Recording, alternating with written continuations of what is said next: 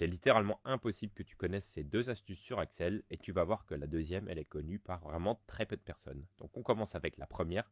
Généralement les gens, quand ils veulent transposer ou copier-coller un tableau d'une feuille à une autre, ce qu'ils font, c'est que, comme je suis en train de le faire, ils copient-collent ligne après ligne ou colonne après colonne. Mais en fait, tu vas voir que là, ce que je vais te montrer, c'est qu'il suffit simplement de copier-coller l'une après l'une tes colonnes désirées.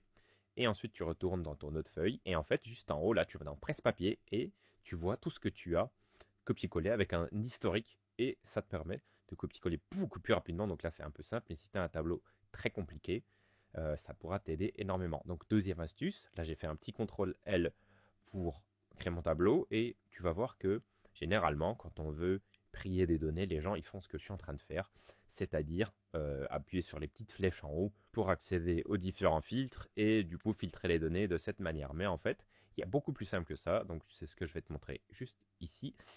Il suffit d'aller dans Insertion, ensuite Segment, et tu choisis par ce quoi tu veux trier tes données. Donc là, moi, je vais faire statut pour les paiements dans le cadre d'une entreprise et tu vas voir que tu obtiens un petit outil interactif qui te permet de trier tes données beaucoup plus rapidement et de manière beaucoup plus visuelle. N'hésite pas à t'abonner si tu veux plus de contenu intéressant et dis-moi en commentaire si tu connaissais vraiment une de ces deux astuces.